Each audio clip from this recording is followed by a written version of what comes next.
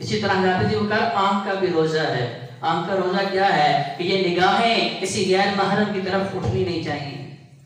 نبی کریم صلی اللہ علیہ وآلہ وسلم اپنے گھر میں تشریف فرما ہیں, ازواج مطہرات رضی اللہ تعالیٰ عنہ پاس ہیں, ایک نابینا صحابی آتے ہیں, ازواج مطہرات ویسے ہی بیٹھی ہوئی ہیں. اللہ کے نبی نے فرمایا تو تم پردہ کیوں نہیں کرتی, یہاں سے اٹھ کے چلی کیوں نہیں جاتی؟ آگے سے جواب ملا یا رسول اللہ وہ تو نابینا ہے. تو اللہ کے نبی نے فرمایا تم بھی نابینی ہو, تم بینا نہیں ہو, تمہیں نظر نہیں آتا جہاں مردوں نے اپنی نگاہوں کو جھکا کے رکھنا ہے, یہی شرائط خواتین کے لیے بھی ہے کہ انہوں نے بھی اپنی نگاہوں کی حفاظت کرنی ہے. اور ہمیشہ لباس مرد و خواتین نے ایسا پہننا ہے کہ جو شرائط اللہ کے نبی نے بتائی, اگر وہ شرائط لباس پورا نہیں کر رہا تو جتنی نظریں اس بدن کے اوپر پڑیں گی اتنی نگاہوں کا جو ہے زنا کے برابر جو ہے گناہ کے نامہ اعمال کے اندر لکھا جائے گا. آپ یہ احتیاطیں ہم کرتے نہیں, وہ شرائط جو اللہ کے نبی نے بتائی ان کا اہتمام کرتے نہیں, پھر کہتے ہیں روزہ میرے اندر تقوی نہیں پیدا کر رہا. اس کا مطلب کیا ہے؟ بھائیو اللہ کی باتیں تو جھوٹی نہیں, میرا اللہ تو سچا ہے. وَمَنْ أَصْدَقُ مِنَ اللَّهِ حَدِيثًا, اللہ قرآن میں کہتا ہے بتاؤ میرے جیسا سچ بولنے والا کون ہے؟ تو اللہ کہتا ہے کہ روزے سے تقوی پیدا کرتا ہوں, روزے سے تمہارے دلوں میں اپنا خوف پیدا کرتا ہوں. تو اس کا مطلب یہ ہے کہ روزہ رکھنے کے باوجود بھی اگر میرے دل کا زنگ نہیں اتر رہا, میرے دل کی سختی نہیں اتر رہی, میری آنکھ اشتباہ نہیں ہو رہی, میرا تکبر و غرور ختم نہیں ہو رہا, اس کا مطلب یہ ہے کہ وہ تمام شرائط جو اللہ کے نبی نے روزے کی بتائی ہیں میں نے ان کا خیال ہی نہیں رکھا. تو روزہ بھی تقوی جو ہے پیدا کرتا ہے. اس طرح اللہ تبارک و تعالیٰ نے قرآن میں فرمایا کہ تقوی پیدا کرنے والے اعمال میں سے کیا ہے کہ رات کے پچھلے پہر میں جب لوگ سو رہے ہوں, خواب غفلت کے مزے لوٹ رہے ہوں, اللہ کے سامنے جو کھڑے ہو جاتے ہیں اللہ انہیں اپنا تقوی عطا کر دیتا ہے. والذین یبیتون لربہم سجدا وقیاما, ساری رات سوتے نہیں. آج ہمارے ہاں تو معاملہ ہی بڑا عجب بن چکا ہے کہ ساری رات موبائلوں پہ ضائع کر دیتے ہیں, ٹیلی ویژن دیکھنے میں یا نوجوان روڈوں کے اوپر کھیلنے میں ساری رات بتا دیتے ہیں. تو بھائیو ہمیں کیوں نہیں یاد تو خالق کائنات جس کے قبضے قدرت میں میری اور آپ کی جان ہے, ہر سانس جو ہے اس اللہ کی امانت ہے, ہر گھڑی اللہ کی امانت ہے. میں نے اپنی ہر گھڑی کا اللہ کی بارگاہ میں جواب دینا ہے. تو اللہ فرماتا ہے کہ مجھے متقین پسند ہیں. تقویٰ کیسے پیدا ہوگا, متقین انسان کیسے بنتا ہے؟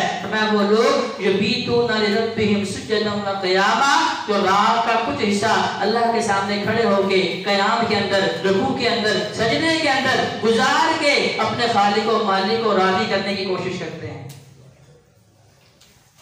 رمضان المبارک میں تو یہ کام کرنا بڑا ہی آسان ہے کہ بقیہ 11 مہینوں میں اس تہجد کا, اس قیام اللیل کا بہترین وقت اذان فجر سے پہلے کا ہے. لیکن رمضان المبارک میں جہاں پہ میرے اللہ نے میرے آپ کے لیے بے شمار آسانیاں کی, اور آسانیوں میں سے یہ بھی آسانی ہے آپ عشاء کی نماز کے متصل بعد جو نماز پڑھتے ہیں اسے بھی قیام اللیل کہتے ہیں, اسے بھی تہجد کی نماز ہی کہتے ہیں. آپ اسی وقت ادا کر کے رب کے محبوب بن سکتے ہیں.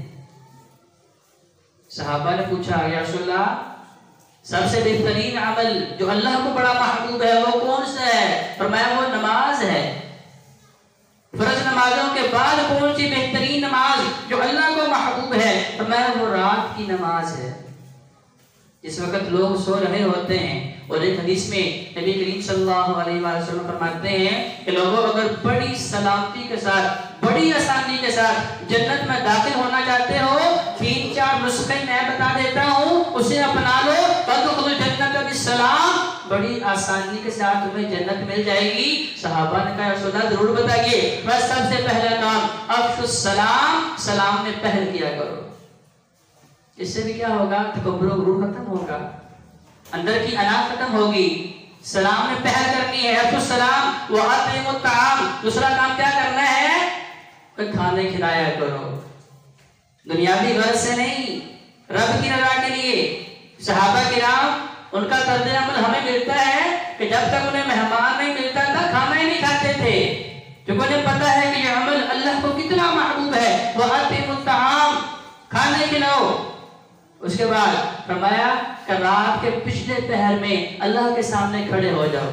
وَاصِلُوا الْأَرْحَامَ, सिला रहमी करो, रिश्तों नातों को जोड़ो। फी ज़माना देखें ये काम बड़ा मुश्किल है कि जहां हर बंदा ही रिश्ते काटने के चक्करों में है, रिश्तों के गले दबा रहा है। आज भाई भाई से दूर हो रहा है, भाई बहन से दूर हो रही है। ये सारे मामला क्यों? तो कहलाते जो आज हमारे अंदर तकब्बुर गुरूर शैतान ने इस कदर पैदा कर दिया है, ना भाई को भाई समझ रहे हैं। और बड़े अफसोस की बात कि आज तो माँ बाप की भी इज्जत तौकीर हमारी निगाहों में नहीं रही। वासिलुल अरहाम, जन्नत चाहते हैं, रिश्तों को मिलाना शुरू कर दें। सहाबा ने कहा रसूलुल्लाह रिश्तों को मिलाने का मकसद क्या है? जो हमसे हाथ मिलाता है हम भी हाथ मिला लेते हैं, जो आके हमें गले मिलता है हम भी गले मिल लेते हैं, जो हमारी खुशी पे आता है हम उसकी खुशी में शामिल हो जाते हैं, जो हमारी गमी पे आता है हम याद रखते हैं, उसकी गमी में भी चले जाते हैं, जो हमारे साथ ताल्लुक नहीं रखता हम भी नहीं रखते। अल्लाह के नबी ने फरमाया यही तो रिश्तों को मिलाना है। कि जो तुमसे दूर भागता है तो मुझसे रिश्ता नाता जोड़ो, जो तुमसे रिश्ता ताल्लुक कता करता है तोड़ता है तो मुझसे जोड़ो।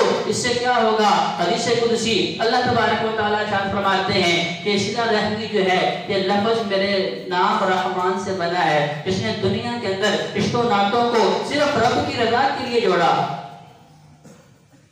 भाई ऊंचा भी बोल गया है तो कोई बात नहीं, बहन बुरा भला भी कह गई है तो कोई बात नहीं, बड़ों ने कुछ सख्त बात भी कर दी है तो कोई बात नहीं, सिर्फ रब की रजा के लिए बर्दाश्त करता है। तो अल्लाह तबारक व तआला फरमाता है क़यामत के दिन ऐसी इज्जत दूंगा, ऐसा उरूज दूंगा कि दुनिया देख के दंग रह जाएंगे।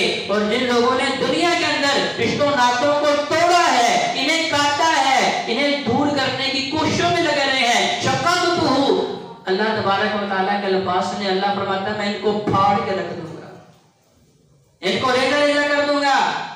भाइयों मेरे अल्लाह की ताकत का हमें अंदाजा ही नहीं है कि मेरे अल्लाह के सामने बड़ी बड़ी ताकतें नहीं फैल सकी। अल्लाह ने एक झटके के अंदर ही सब हंसी से मिटा के बताया कि सारी कायनात का खालिक मैं हूँ, सारी कायनात का मालिक मैं हूँ। लिहाजा अगर सिला रहमी करोगे तदखुल जन्नत बिस्सलाम, ये चार काम तुमने करने हैं, सलाम आम करना है, खाने खिलाने हैं, रिश्ते नाते जोड़ने हैं, और रात के पिछले पहर में रब के सामने खड़े होके अल्लाह को मनाने की कोशिश करनी है। तदखुलुल जन्नत बिस्सलाम, बड़ी ही आसानी के साथ जन्नत में दाखिल हो जाओगे। जन्नत में दाखिल होने से रास्ते में कोई रुकावट मुश्किल नहीं होगी। तो भाइयों ये महीना तो बख्शिश का महीना है, रहमत का महीना है। हर घड़ी में अल्लाह तबारक व तआला जहन्नम से जहन्नमियों को आजादी दे रहा है। जहां दिन में रोजा रखना है अल्लाह की रजा के लिए, और वो तमाम शराइत जो अल्लाह के नबी ने मेरे आपके लिए रखी कि आपने इन इन चीजों से, इन इन कामों से अपने आप को बचा के रोजा रखना है, फिर आपको तकवा मिलेगा।